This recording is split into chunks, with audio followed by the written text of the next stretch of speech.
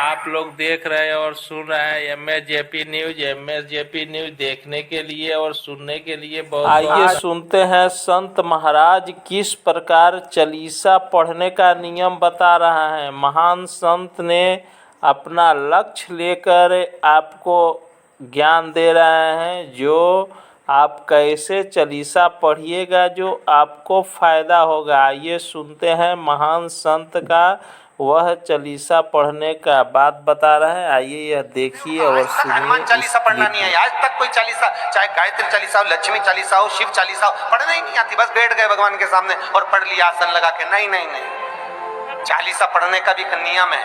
अगर कोई लक्ष्य लेकर पढ़ रहे हो तो उसका एक नियम है। पूरी जिंदगी पढ़ते रहोगे तो भगवान की प्राप्ति नहीं है, पर लक्ष्य लेकर अगर पढ़ा है आसन से, जिस भगवान की चालीसा पढ़ रहे हो उसकी मूर्ति या उसका फोटो आपके सामने होना चाहिए। एक घी का दिया, अगर हनुमान चालीसा पढ़ रहे हो तो या तो घी का दिया जलाओ, वो भी गाय के घी का हो, भैंस के घी का मत जलाना। हनुमान जी कभी प्रकट नहीं होंगे भैंस के घी से। घी का दिया लगाइए अगर चालीसा का पाठ कर रहे हो हनुमान जी का। और बहुत ज्यादा संकट है, बहुत ज्यादा परेशानी है तो हनुमान चालीसा का पाठ करो तो तिल्ली के तेल का दिया लगा, काली तिल के तेल का दिया, तिल का तेल का दिया हनुमान जी के सामने आसन बिछाकर। बहुत तकलीफ है तो 3 पाठ प्रतिदिन करो और एक आसन से जितने समय 9 बजे अगर आप बैठते हो पाठ करने तो 9 बजे ही बैठना। 11 दिन तक प्रतिदिन 3 पाठ रोज करो। एक पानी का लोटा, कलश, तांबे का जल अर्थात तांबे का लोटा हो, स्टील का लोटा हो, तुम्हारे पास जो कलश हो उसमें जल भरकर एक सिक्का उसमें पटक कर, एक लौंग पटक कर प्लेट से ढक कर रख दो और प्रतिदिन बस टाइम पर बैठकर पाठ करो। 11 दिन पूर्ण होंगे, जिस कामना से आपने पाठ करा है बस वो सिक्का, वो लौंग कलश में से निकाल लो, जल का आचमन करो और जिस काम के लिए करा है वो जल उस प्रयोग में ले लो। उस प्रयोग, किसी से बात करने जाना है तो वो जल पी कर जाइए, कोई से हाथ मिलाना है तो वो सिक्का, वो लौंग अपने हाथ में रखिए, अपने साथ। राम जी महाराज जब गए, हनुमान चरित्र कहता है, राम जी महाराज जब जाने लगे तो उन्होंने हनुमान जी से कहा कि तुम क्या चाहते हो। हनुमान जी बोले मेरे को जाना है, क्योंकि जहां राम वहां हनुमान। हनुमान जी जब कहने लगे कि मेरे को जाना है तो राम जी महाराज बोले नहीं नहीं हनुमान, तुझे सबसे ज्यादा प्रिय क्या है? तो कह राम। तो हनुमान तो कह रहा है सबसे ज्यादा प्रिय है राम, प्रिय है। तो एक बार जिस समय देवऋषि नारद का अपमान हुआ, विश्वामित्र बाबा का अपमान हुआ, उस समय पर एक राजा ने जब अपमान करा तो तूने उसको राम नाम लिखकर एक जगह पर बिठा दिया और कहा कि तू राम नाम जपते रहे। उसने राम नाम जपा। तब हनुमान याद कर, मेरे सम्मुख में तू खड़ा था और युद्ध होने वाला था, तो तूने क्या कहा था? प्रभु आप इसको मार नहीं सकते क्योंकि ये आपका नाम ले रहा है। राम से बड़ा होता है राम का नाम, आप इसे मार नहीं सकते। तब आपने ये संवाद कहा था, हनुमान बता तेरी प्रियता क्या है? हनुमान जी कहते हैं प्रभु आपने मुझे जगा दिया, क्योंकि मुझे श्राप ये मिला था कि तू जागेगा किसी की जगाने पर, आपने मुझे जगा दिया। इसलिए हे नाथ, अब मैं जाना नहीं चाहता, सत्संग करना चाहता।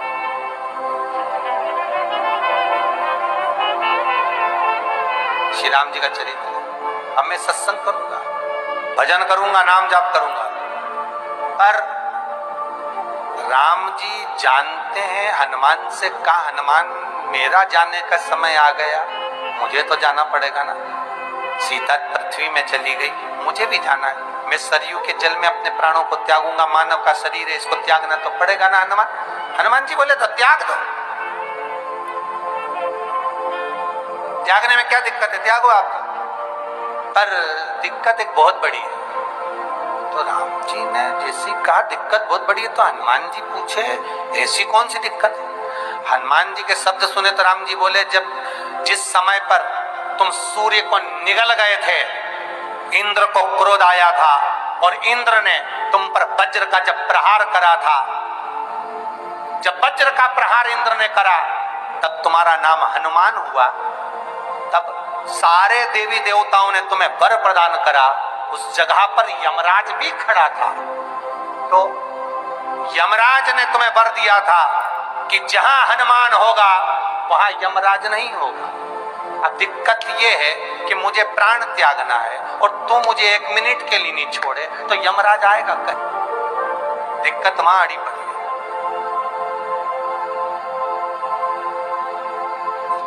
हनुमान जी मुस्कुरा के बोले राम जी महाराज से, प्रभु मैं आपके बिना रह नहीं सकता। तो राम जी बोले मैं भी जानता हूं कि तू मेरे बिना नहीं रह सकता, पर एक काम तो कर सकता है ना। क्या? मैं अगर कोई काम बताऊंगा तो तू करेगा कि नहीं करेगा? हनुमान जी बोले आपका काम और मैं ना करूं, ऐसा कभी हुआ है? जरूर करूंगा।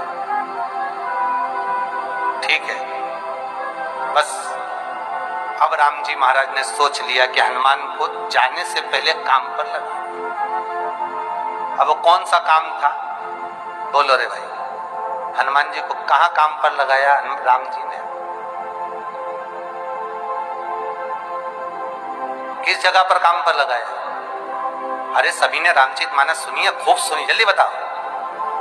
राम जी महाराज ने प्राण त्यागते समय, सरयू जी में प्राणों को देते समय राम जी ने हनुमान जी को किस काम में लगाया था कि राम जी ने अपने हाथ की एक मुद्रिका जिस पे राम लिखा हुआ था, वो मुद्रिका एक अयोध्या की एक सरंग में जमीन में डाल दिया और हनुमान से कहा जा जरा ढूंढ के लेके आ, मैं अभी घूम कर आया। और हनुमान जी तलातल रसातल भूमि के नीचे पताल में चले गए उस मुद्रिका को ढूंढने के लिए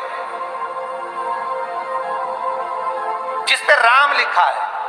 और हनुमान जी पूछते भी जा रहे राम कहाँ है? राम की मुद्रिका पड़ी थी, राम की अंगूठी है। अब राम का ही सत्संग करते करते जा रहे और राम जी चले गए सरयू, क्योंकि हनुमान अगर होगा तो यमराज नहीं आ सकता। हनुमान को यहाँ से हटाना पड़ेगा। तब आकर खड़े हो जाते हैं। उस दिए को हाथ में आरती के लिए नहीं उठाया जाता, उससे हमारे घर की लक्ष्मी समाप्त होती है महाराज, लक्ष्मी छिन्न होती है। पाठ करते समय जो दिया लगाया है, आपको अगर भगवान की आरती करना है तो अलग से एक बत्ती ले लो, भले उसमें ज्यादा घी ना डालिए, और उस बत्ती से फिर भगवान की आरती उतारो। बत्ती नहीं है कपूर से उतारो, कपूर नहीं है अगरबत्ती से उतारो, अगरबत्ती नहीं है धूप बत्ती से उतारो, धूप बत्ती नहीं है तो हाथ की 4 उंगलियां फैला लीजिए और भगवान की आरती उतारो। हाथ से भी नहीं कर सकते, एक पुष्प ले लीजिए उससे उतार लीजिए। पर भगवान की आरती कुछ दूसरी ही दीप से होना चाहिए, जो लगाया है पाठ के लिए वो नहीं, उससे लक्ष्मी छिन्न होती, लक्ष्मी समाप्त हो। तिलसोत जानते हो? एक बड़ा सा दिया जो इतना बड़ा होता है जिसको दिवाली पे लगता है, तिलसोत। एक होता अखंड दिया, बड़ा दिया। एक होता है ठप्पे का दिया, नीचे रखा हुआ दिया, मिट्टी का दिया। एक होता है डब्ल्यू जैसा दिया, एस जैसा। तो धनतेरस की कथा कहती है कि एक बार माता संतोषी भगवान गणेश जी महाराज की पुत्री माता संतोषी बैठी हुई थी, और संतोषी माता गौ माता की जो पूंछ होती है, उस पूंछ के जो बाल होते हैं नीचे के, आइए सुनते हैं यह संत क्या बता रहे हैं। सूर्यास्त के बाद शास्त्र नहीं पढ़े जाते हैं, वेद मंत्र नहीं पढ़े जाते हैं, तो किस प्रकार विवाह के बारे में यह बता रहे हैं। आइए सुनते हैं महाराज का यह सत्य वचन जो सभी प्रभावी ढंग से निभाना चाहिए। अगर जनाजा निकलते हुए देखना है तो किसी हिंदू की शादी में चले जाओ। क्या बोल रहे हैं? शास्त्र कहता है सूर्यास्त के बाद वेद के मंत्र पढ़े नहीं जा सकते। तुम राक्षसों की तरह अर्धरात्रि में विवाह कर रहे हो। अरे वो काल कुछ और था जब मुगल तुम्हारे यहाँ थे। रात के अंधेरे में बहू बेटियों को उठाकर ले जाते थे, दिन के उजाले में ले जाते थे, तो रात में छुप छुप करके अंधेरे में विवाह कर दिया करते थे। अब कौन मुगल और कौन अंग्रेज तुम्हारे पीछे पड़ा है? क्यों नहीं तुम सूर्यास्त के पहले विवाह करते हो, अभिजित मुहूर्त में करते हो? वेद तो वही कहता है। तो तुम्हें तो ये भी ज्ञान नहीं है, हिंदू धर्म का डंका लेके घूमते चल रहे हो, डंका पीट रहे हो हिंदू धर्म का। तुम्हारे विवाह में देवताओं का कितना अपमान होता है।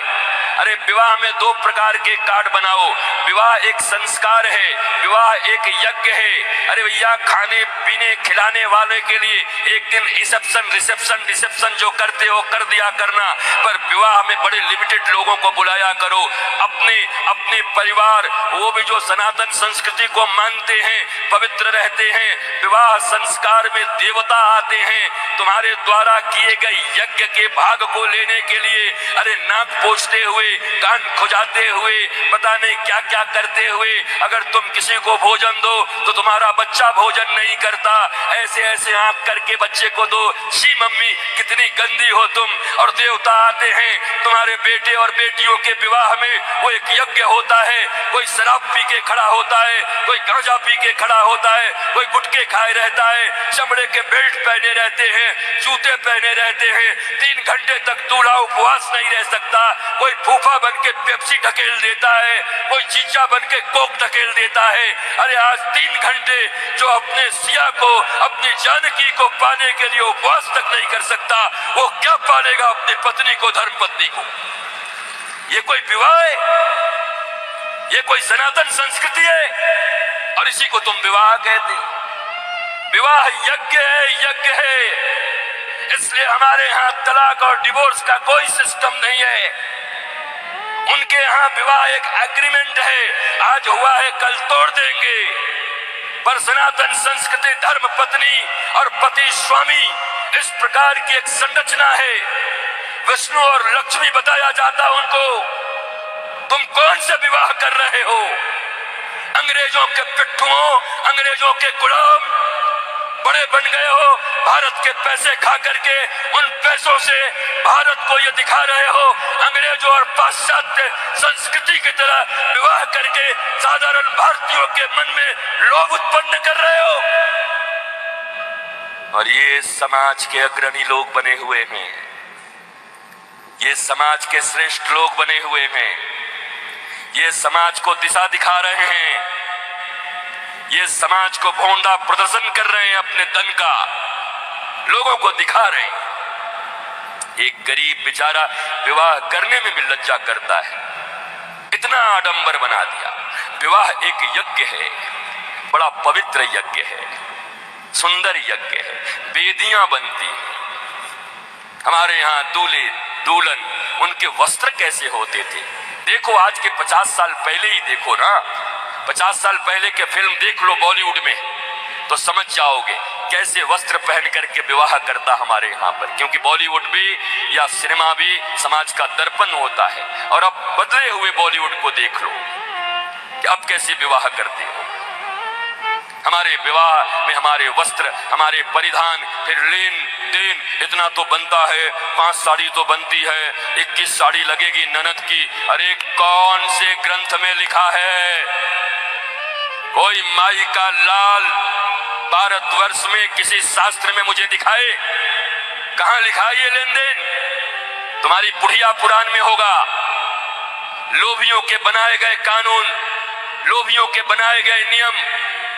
अरे जरा सोचो, एक बच्ची, एक बेटी अपना नाम, अपना गोत्र छोड़कर आती, अपना टाइटल छोड़ करके आती, अपने घर परिवार, माता पिता भाई बहन सखी सहेली छोड़कर आती, और तुम्हारे वंश को बढ़ाने के लिए तुम्हारे घर में आती है। उसको भी टीवी, फ्रिज और कार के लिए मिट्टी तेल और पेट्रोल से जला देते हो। तुम्हें शर्म नहीं आती? भारतवर्ष में जन्म लेकर बैठे हो। तुम्हारी बाजुओं और भुजाओं में अगर शक्ति है तो अपने पैसे से कार खरीद लो, अपने पैसे से फ्रिज खरीद लो। क्योंकि छोटी छोटी बच्चियों के पिता तो बचपन से उसके लिए खिलौना खरीदते रहते हैं। जब छोटी रहती है 5 रुपए का, थोड़ी बड़ी हो जाती है थोड़ा और बड़ा, थोड़ी बड़ी हो गई साइकिल खरीद लिया, थोड़ी बड़ी हो गई स्कूटी खरीद दिया, और बड़ी हो गई अच्छे घर के हैं कार खरीद दिया 5 लाख का, और एक दिन फिर जा करके 5 करोड़ में एक गुड्डा खरीद के ला के दे दिया। तो खरीदे हुए सामान की जो इज्जत होती है वही दूल्हे की भी इज्जत होती है। दूल्हा बिकता है, वो लोग खरीदे।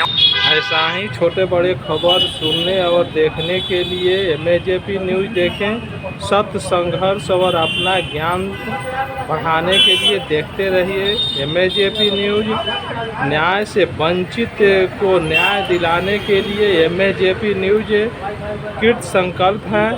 आइए एक बार ज़रूर मिलिए MAJP न्यूज़ और देखिए MAJP न्यूज़।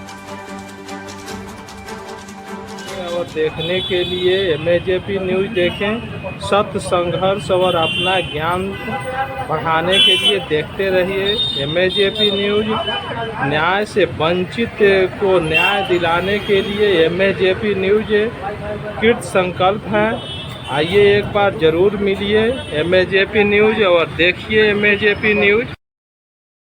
देखते रहिए MAJP न्यूज़। सत्य, संघर्ष और अपना ज्ञान बढ़ाने के लिए देखते रहिए MAJP न्यूज़। जय हिंद, भारत माता की जय। जय श्री राम।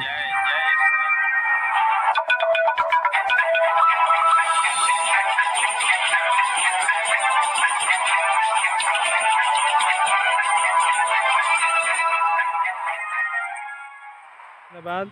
देखते रहिए MAJP न्यूज़। सत्य, संघर्ष और अपना ज्ञान बढ़ाने के लिए देखते रहिए MAJP न्यूज़। जय हिंद, भारत माता की जय। जय श्री राम।